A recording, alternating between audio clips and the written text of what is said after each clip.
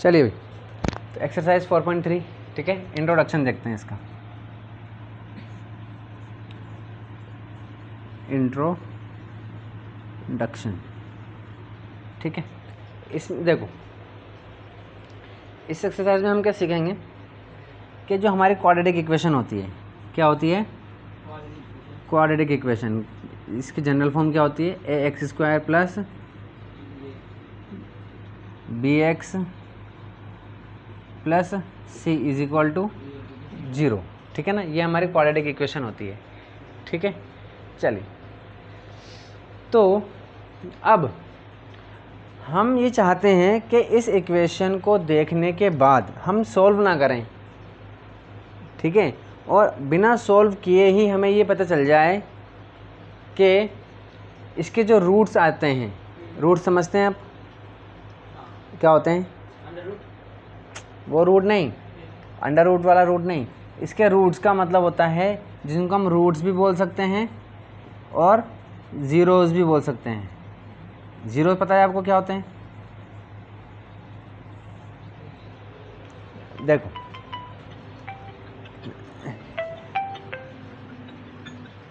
देखो क्या होते हैं ये। जब हम इक्वेशन को सॉल्व करते हैं तो हमें किसकी वैल्यू मिलती है? जीरो की वैल्यू मिलती है। देखो, इस इक्वेशन को सॉल्व करेंगे तो हमें x की वैल्यू मिलती है। किसकी वैल्यू मिलती है? x की। x की वैल्यूज़ को ही हम क्या बोलते हैं?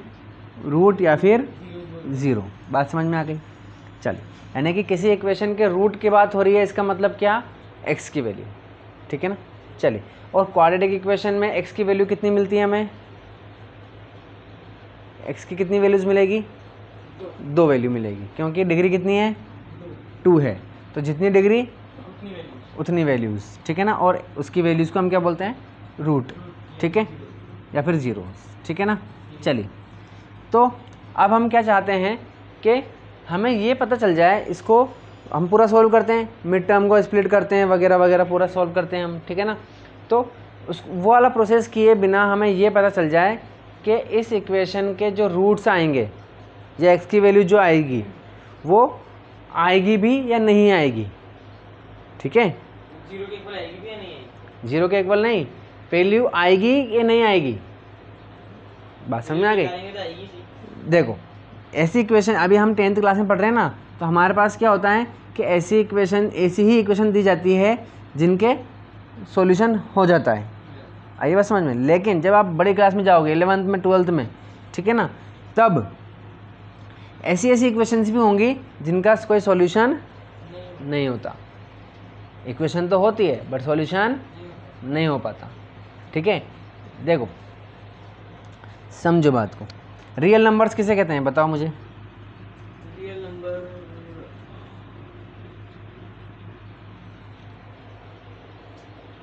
नंबर 1 से लेकर -1 जाते हैं। देखो, इसमें रेशनल नंबर और इर्रेशनल नंबर, बात समझ में आ गई? रेशनल नंबर भी आते हैं और इर्रेशनल नंबर भी आ जाते हैं, दोनों ही आ जाते हैं। अब रेशनल नंबर क्या होते हैं? रेशनल नंबर में देखो, इसमें नेचुरल नंबर भी आ जाते हैं, नेचुरल नंबर भी आ जाते हैं, नेचुरल नंबर भी रेशनल नंबर है, ठीक है। होल नंबर भी क्या होते हैं? रेशनल नंबर होते हैं। और इंटीजर्स भी क्या होते हैं? इंटीजर्स भी क्या होते हैं? रेशनल नंबर होते हैं, ठीक है। यानी कि ये सारे नंबर अगर रेशनल हैं तो ये सारे नंबर रियल भी होंगे। बात समझ में आ गई? और इर्रेशनल नंबर किसे कहते हैं? अंडर रूट में और पाई, ठीक है ना। तो ऐसे नंबर्स को हम इर्रेशनल नंबर कह देते हैं। बात समझ में आ रही है? चल, तो ये सारे नंबर क्या होते हैं? Real number. अब इनको रियल नंबर क्यों बोल रहे हैं?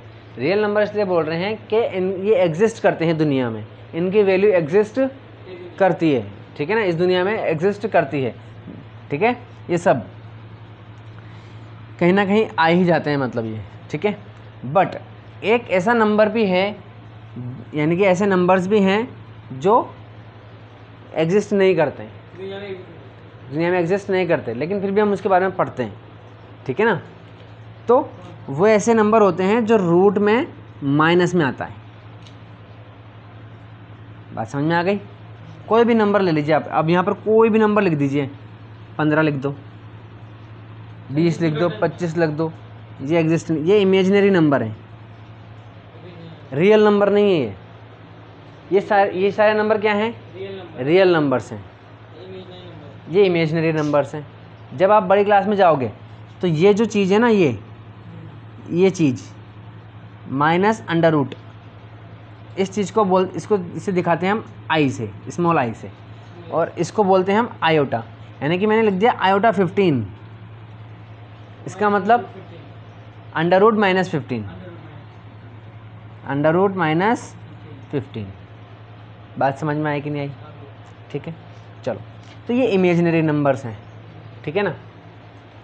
तो हमारे पास प्रॉब्लम ये है कि ऐसी इक्वेशंस भी होती हैं, ऐसी क्वाड्रेटिक इक्वेशंस भी होती हैं जिनके रूट कभी कभी क्या हो जाते हैं, ऐसे इमेजिनरी नंबर्स आ जाते हैं। बात समझ में आ गई। अब अगर इमेजिनरी नंबर आ रहे हैं उसका रूट, इसका मतलब कोई वैल्यू नहीं है उसकी, यानी कि हमारी इक्वेशन कोई सेंस नहीं है। आगे बात समझ में। तो ये वाली बात कह रहे चाह रहे हैं हम।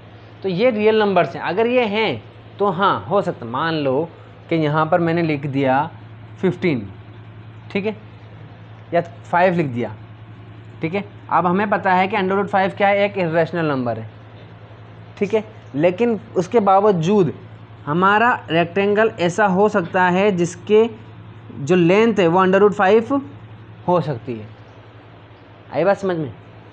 अंडर रूट 5 की कुछ वैल्यू होगी जो निकालेंगे, तो हमारे रेक्टेंगल की लेंथ कितनी हो सकती है, अंडर रूट 5 हो सकती है, अंडर रूट 3 भी हो सकती है, पाई भी हो सकती है। बात समझ में आ गई।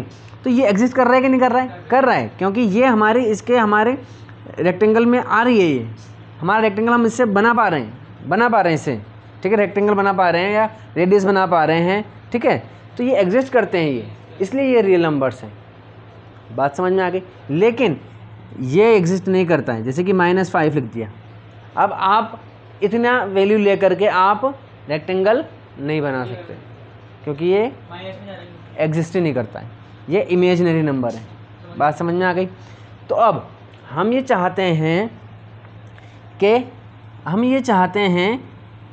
कि हमारी जो क्वाड्रेटिक इक्वेशन है ना, हमारी क्या है, क्वाड्रेटिक इक्वेशन जो है, इसके रूट्स हमें पता करने हैं कि इसके रूट्स की जो नेचर है, नेचर का मतलब कि इसके रूट की वैल्यू जो आएगी, यानी कि 2 वैल्यू आएगी ना हमारे पास, x1 और x2 मान लेते हैं, ठीक है, क्योंकि 2 क्वाड्रेटिक इक्वेशन है, ये डिग्री 2 है तो 2 वैल्यू आएगी। तो हम ये चाहते हैं, ये पता चल जाए कि ये जो वैल्यूज़ हैं ये रियल हैं या इमेजिनरी है।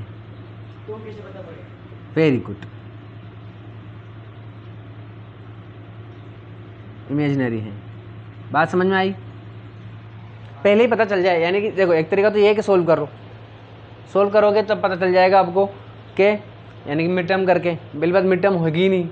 अगर ऐसी इक्वेशन है, हाँ, अगर ऐसी इक्वेशन है जिसकी वैल्यू क्या आ रही होगी, इमेजिनरी नंबर होगी, जिसके रूट्स इमेजिनरी होंगे, तो उसकी मिड टर्म स्प्लिट ही नहीं होगा वो। बात समझ में आ गई। तो वहाँ फिर हम परेशान होते रहेंगे, मिड टर्म निकालने में, स्प्लिट करने में परेशान होते रहेंगे, बहुत देर तक स्प्लिट करते रहेंगे।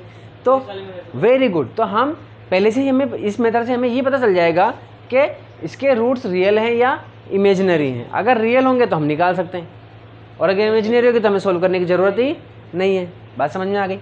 चलिए, ये बात समझ में आ गई। एक तो ये केस हो सकता है, एक तो ये केस होगा, केस नंबर 1, कि ये रियल है कि इमेजिनरी है, ठीक है।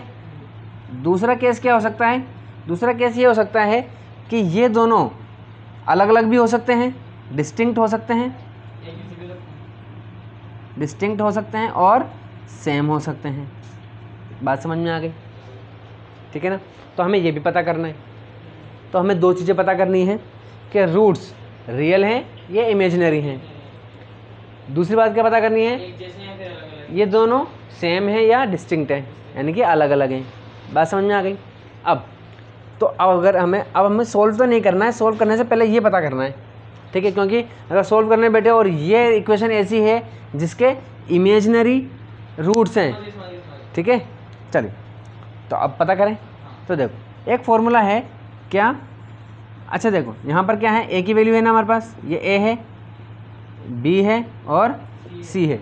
इक्वेशन से हम ये तीनों निकाल सकते हैं, कोई भी इक्वेशन देगा तो वो निकाल सकते हैं। तो देखो हमारा फॉर्मूला क्या कहता है, बी स्क्वायर माइनस 4ac, ठीक है, ये हमारा फॉर्मूला है। यानी कि इसमें b की वैल्यू पुट करेंगे, 4 तो है सरी, a की वैल्यू पुट करेंगे और c की वैल्यू पुट करेंगे, सोल्व करेंगे। सोल्व करने के बाद अगर इसकी वैल्यू बड़ी आ जाए क्या, 0 से, ठीक है, 0 से अगर बड़ी आ जाए, यानी कि 0 से बड़ी का मतलब क्या, प्लस में, ठीक है, 0 से बड़ा तो क्या हो सकता है, प्लस में आएगी सारी वैल्यूज, ठीक है ना।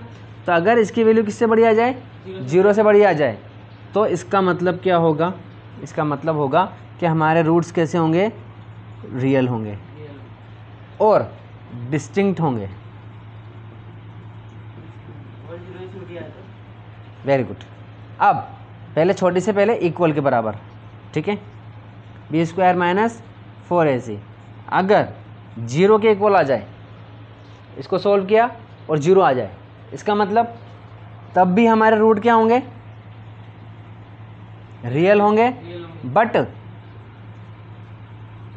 सेम होंगे। यानी कि x1 की वैल्यू और x2 की वैल्यू दोनों की वैल्यू क्या होगी, सेम होगी। यानी अगर x1 की वैल्यू 4 है तो इसकी वैल्यू भी 4 हो जाएगी। चलिए, और अगर बी स्क्वायर माइनस 4ac क्या हो, छोटा हो 0 से, ठीक है, 0 का मतलब क्या हुआ, 0 से छोटा का मतलब क्या हुआ, माइनस में, ठीक है ना, क्योंकि हमें नंबर लाइन पता है, ये 0 होता है, 0 से बड़ा क्या जाएगा 1 2, 0 से छोटा क्या होगा -1 -2, यानी कि 0 से छोटा यानी कि माइनस में जाएगा। तो अगर इसकी वैल्यू किस में आ जाए, माइनस में आ जाए, यानी कि 0 से छोटी आ जाए, तो हमारे रूट्स क्या होंगे, इमेजनरी होंगे। और अगर इमेजनरी है तो डिस्टिंक्ट सेम से कोई मतलब ही नहीं है, क्या फ़र्क पड़ता है, इमेजनरी है वो तो। बात समझ में आ गई। चलिए ठीक है, चलिए तो अब आप यहाँ लिखिए, ठीक है, इसको लिखेंगे हम, ठीक है। तो कैसे लिखेंगे, पहले ये सब लिखेंगे जो मैंने लिखा आपको समझाया, वरना आप वापस भूल जाओगे, ठीक है। चलिए।